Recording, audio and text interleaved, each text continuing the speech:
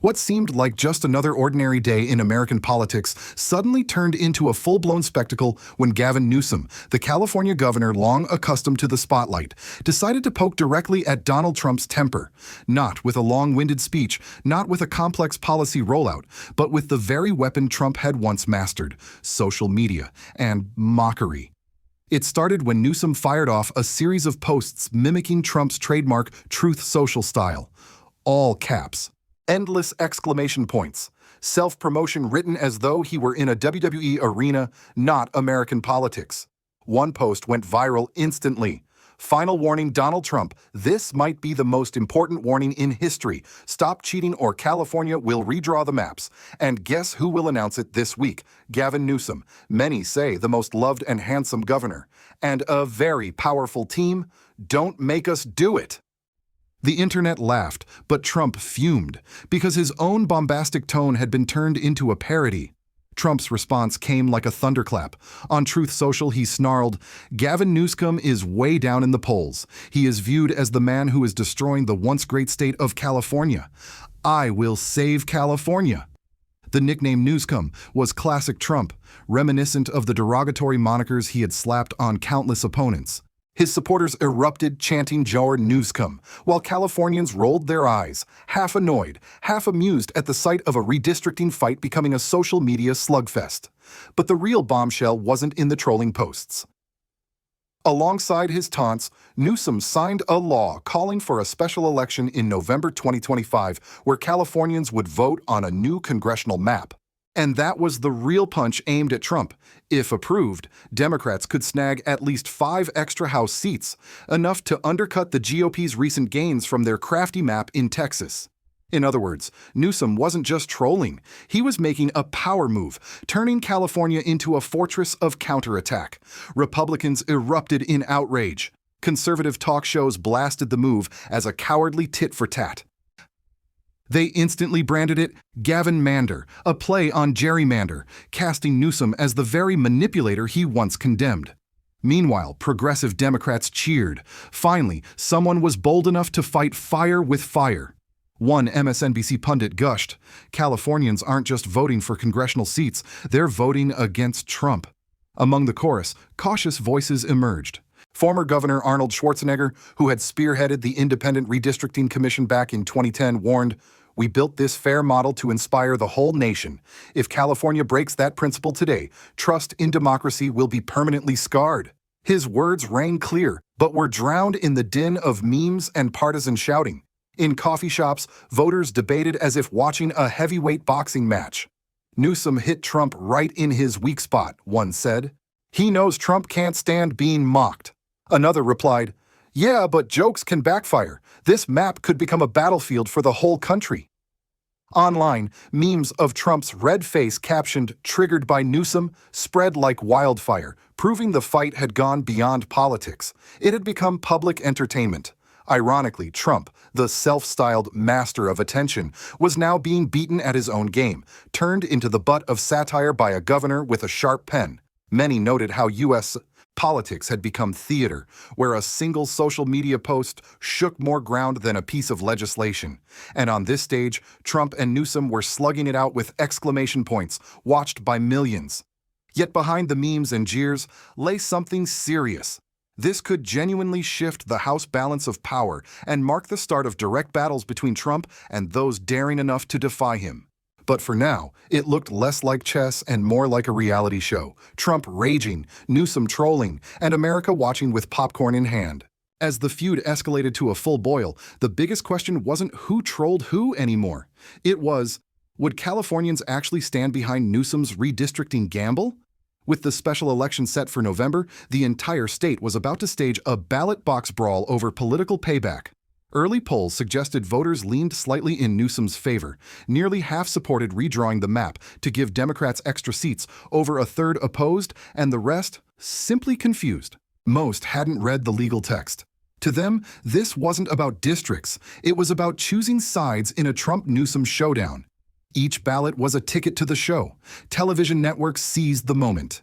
CNN unveiled flashy 3D graphics of California lighting up red and blue like a video game, reporters waving laser pointers like fortune tellers. Fox News plastered Gavin Mander exposed across the screen with Newsom wielding a green crayon. MSNBC tried gravitas. California tests democracy's limits. Viewers laughed. Who knew redistricting could be sold like a heavyweight boxing match? On Sacramento's streets, protests erupted. One side hoisted "Drawback Democracy" banners. The other chanted, "Stop the Steel Map."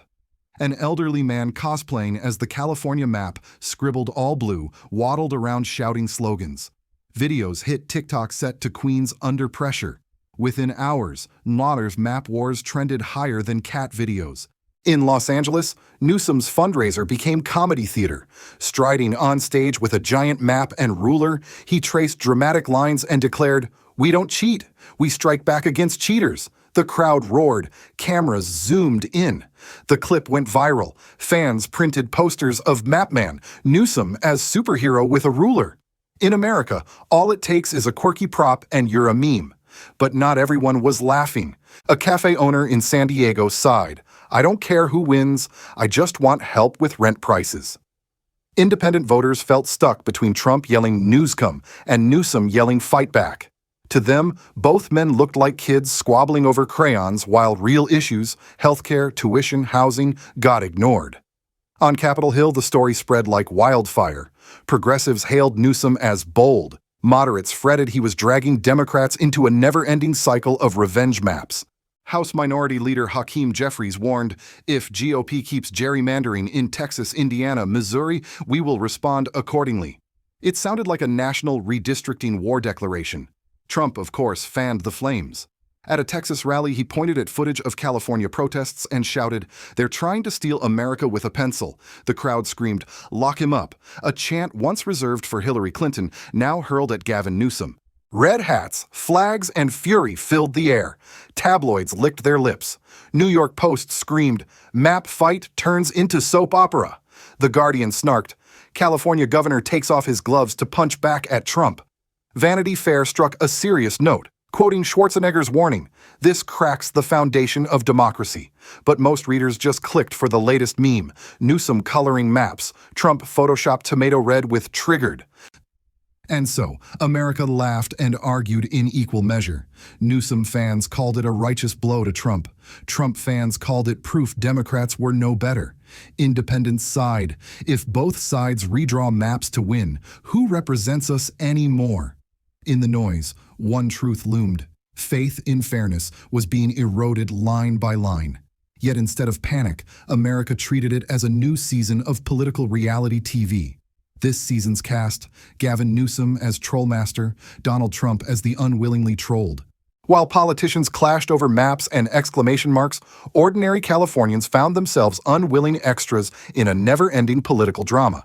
From Sacramento to San Francisco, everyone was buzzing about the map campaign as if it were a fresh Netflix series.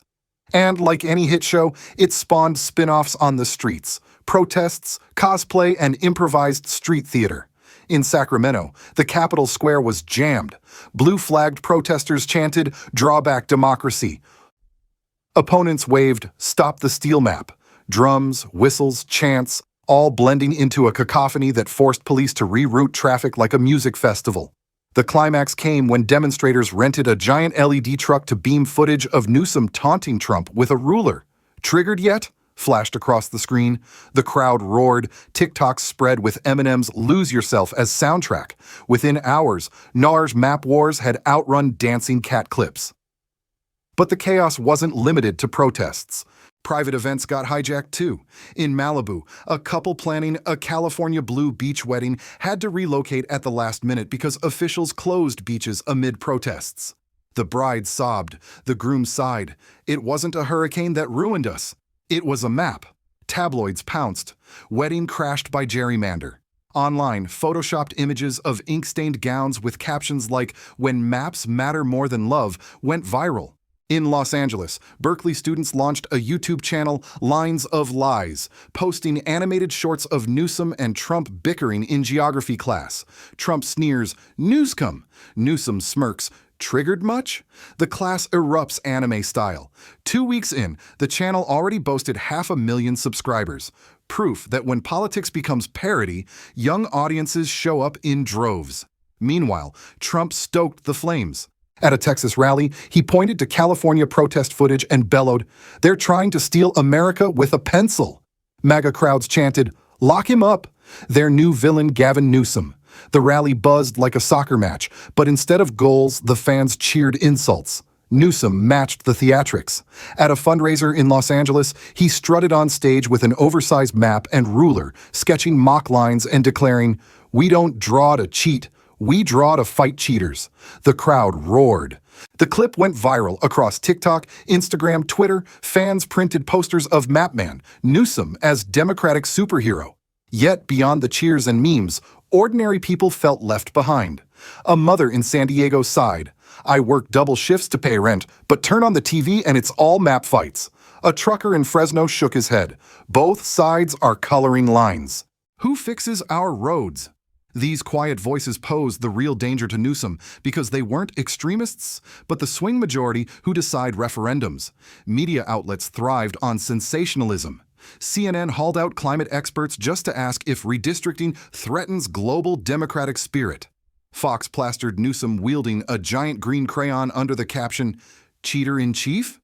MSNBC packaged graphics with the title, "Storm of the Century, but with maps." It all felt less like news, more like blockbuster trailers. As always, America proved it could turn any crisis into entertainment. From hurricanes offshore to maps in Sacramento, from ruined weddings to MAGA rallies, everything became meme fodder, remixed with pop soundtracks, shared across TikTok. Politics and entertainment merged into one, and voters, instead of debating policy, debated which meme was funnier. Amid the laughter, the chants, the satire, and the fatigue, one question lingered. If both parties treat maps as weapons, what's left of democracy beyond a coloring book joke? Until there's an answer, the show goes on. And California, for better or worse, has become the hottest political stage in America.